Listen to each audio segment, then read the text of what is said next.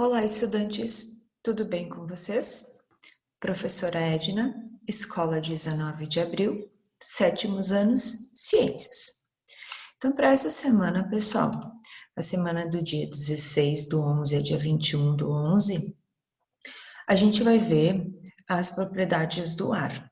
Antes da gente ver as propriedades do ar, a gente vai fazer a correção das atividades da semana passada. Então, semana passada eu enviei para vocês algumas questões referentes à transmissão de doenças, né? Então, eu coloquei as perguntas, bem resumidamente, e coloquei as respostas. Então, a alternativa número 1, que era de assinalar, eu assinalei qual era a resposta correta. A número 2 era para colocar verdadeiro ou falso, então eu acrescentei verdadeiro nas questões que eram verdadeiras e falsa, que só tinha uma que era falsa. E na última questão, vocês tinham que procurar no caça-palavras e completar uma frase que estava embaixo. Eu não consegui pintar para vocês essa imagem no caça-palavras, mas eu coloquei para vocês as palavras que vocês devem encontrar no caça-palavras, que é tosse, febre e respiração, tá? Aí depois vocês vão completar a frase lá embaixo, que é alguns sintomas do Covid-19 são tosse, febre e dificuldades de respiração, tá? Então, era isso para a semana de semana passada. E para essa semana, pessoal, a gente vai começar a ver um pouquinho sobre as propriedades do ar. Antes da gente ver as propriedades do ar, a gente vai pensar no mini experimentozinho que está logo abaixo, que vai no material de vocês também, tá? Se a gente pegar um recipiente, por exemplo, uma bacia, e uma garrafa PET, pegar essa bacia, encher ela de água, pegar a garrafa PET, que não tem nada dentro, só tem o ar lá dentro, não coloquei nada lá dentro, virar na minha bacia. Eu não vou observar desprendimento de bolhas de nada.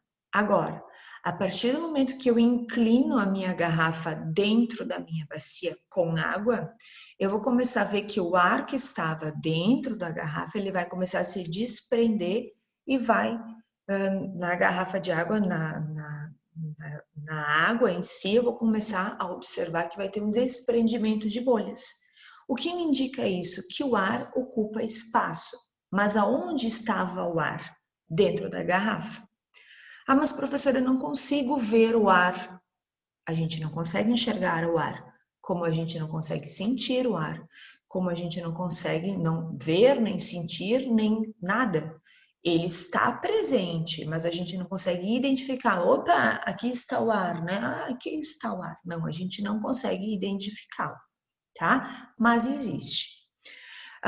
Segundo momento, peixinhos dentro de um aquário. Estou com os peixinhos ali dentro do aquário, o que acontece? Eu observo que um dos peixinhos libera bolhas de ar. Como é que ele faz esse desprendimento dessas bolhas de ar? Ou seja, ele está dentro da água, relembrando a água, a fórmula estrutural da água é H2O. Então, na sua respiração, ele consegue absorver o oxigênio da água e ele consegue fazer através do processo dos peixes, ele consegue transformar e ter a respiração. Então, quando ele vai liberar essas bolhas, né? Ele está liberando o quê? Oxigênio ali, o gás carbônico, né? Para dentro do aquário, ou seja, para dentro da água que a gente consegue observar ali. Então, os peixes fazem isso também. A mesma coisa se a gente pensar nós seres humanos, né? A gente enche os nossos pulmões e se a gente botasse uma bacia de água com uma bacia com água e mergulhasse a cabeça dentro da água, depois de um certo tempo a gente conseguiria liberar, né, aquele ar que ficou dentro dos nossos pulmões para aquela bacia com água, certo?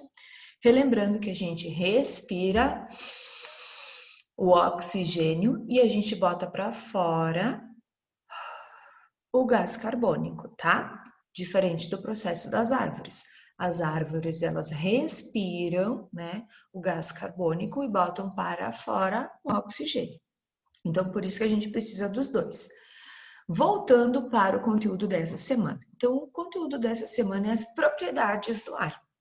Sim, a gente vai conhecer, identificar e classificar como a gente consegue identificar a estrutura e as propriedades do ar. Então, as propriedades do ar a gente não consegue ver e a gente não consegue sentir. A gente, por exemplo, a gente não pode dizer, senti o ar aqui, ele está aqui. Peguei uma molécula de ar, né? Peguei aqui. A gente não consegue isso, porque a gente não consegue ver. Tocar também a gente não consegue tocar. Agora, se, por exemplo, vier um vento, né? Bateu um vento, que nem eles falam, bateu um vento no meu rosto, balançou os meus cabelos, né? Vento é um modo generalizado que a gente fala, mas a gente não está falando das propriedades do ar, tá? Isso tem bastante diferença. Então, a gente vai começar a ver algumas propriedades específicas do ar, tá? Então, matéria e massa, como eu falei para vocês ali no experimento, a gente consegue, ou através de um balão, ou através da garrafa, se a gente assoprar, né, um balão, pegar um balão e assoprar o balão, a gente vai começar a ver que ele vai aumentar de tamanho. E isso vai me indicar o quê? Que eu tenho ar aonde? Dentro do balão. Ou seja, o ar ocupa um espaço. A mesma coisa quando a gente respira. A gente enche os nossos pulmões, né? Ou seja, a gente enche com ar. E quando a gente coloca para fora, a gente retira esse ar dos nossos pulmões. Então, ele tem uma determinada massa, ele ocupa um espaço, tá? Pressão. A pressão atmosférica também tem muito a ver com a nossa superfície terrestre, né? Porque quanto mais próximos da superfície, maior é a pressão. O ar tem mais massa e pesa mais. Então, à medida que aumenta a altitude, diminui a pressão. Então, vamos pensar o seguinte: topo do Himalaia, né? Ou um morro bem alto. Quando a gente vai num morro bem alto, quanto maior a altitude, menor, ou seja, diminui a pressão, tá?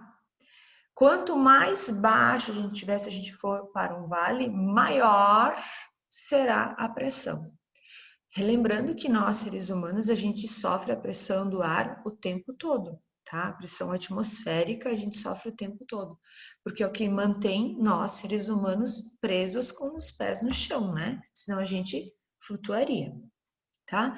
Então, relembrando, nos topos das montanhas, lá em cima, menor, né? Diminui a pressão, e quanto mais para baixo, se a gente for num vale, maior será a nossa pressão atmosférica. Densidade, o que seria densidade? O ar tem peso graças à gravidade, tá? E daí sim a gente vai ver vários exemplos aí de densidades que a gente pode ter no nosso cotidiano, no nosso ambiente relacionado ao planeta, enfim, né? A nossa Terra no modo geral, tá? Então, a densidade é graças à gravidade, a força que atrai todas as coisas para o centro da Terra. Por isso, a concentração dos gases é mais próximo ao nível do mar, consequentemente, mais denso. Então, o ar que respiramos é mais denso do que o ar das montanhas, porque em altitudes maiores, a densidade do ar diminui e ele se torna rarefeito. Então, alguns meninos podem estar me questionando o seguinte: prof, tem algumas vezes que a seleção brasileira, ou sei lá, tem jogos, né, que o Brasil vai jogar em outros lugares em que é em topo de montanhas. Daí eles têm que ir 2, 3 dias antes, né, para se acostumar com aquela pressão. Porque o que acontece? Se tu tá sob pressão, já tem aquele ditado, né, sob pressão, a tua respiração ela se torna com mais dificuldade. Então, por isso que esses atletas, às vezes, eles têm que ir uns dias antes para se acostumar com esse ar que está mais rarefeito no topo das montanhas, tá? A resistência do ar, então, a contração e os movimentos, porque ele tem resistência. Claro, o ar, ele tem resistência. A partir do momento que a gente pegar uma seringa e tentar fechar a ponta de um dos lados, encher ela de ar e tentar depois apertar de volta, a gente vai ver que a gente chega a um ponto que a gente não consegue mais apertar. A mesma coisa, um balão, a partir do momento que ele está cheio, se eu for apertar, depois de amarrado, né? Se eu for apertar até um certo ponto, eu consigo apertar aquele ar que está ali dentro do balão. Depois ele vai sofrer uma resistência, se eu apertar demais, ele vai estourar, tá? Complexibilidade e elasticidade. Então, são alguns exemplos de consequências que a gente estava falando sobre o ar, tá? Quando é comprimido, ele diminui seu volume. E se pararmos para acontecer, compreender a pressão, o ar volta a ocupar o espaço que ele ocupava antes. Então, ele tem elasticidade, tá? Mesma coisa dentro do recipiente, se a partir do momento que a gente tirar a tampa do recipiente, vai ocupar aquele ar ali dentro, tá? Quando o ar se expande, aumenta o seu volume, elasticidade. Então, quanto maior o seu volume, maior a sua elasticidade. Então, foi para vocês, as atividades são atividades de assinalar. Vocês têm que ler o texto em sequência, fazer pesquisas, se vocês quiserem, e assinalar as alternativas corretas. Tem de relacionar as colunas também. Então, era isso para essa semana, pessoal. Bom trabalho. Tchau, galera.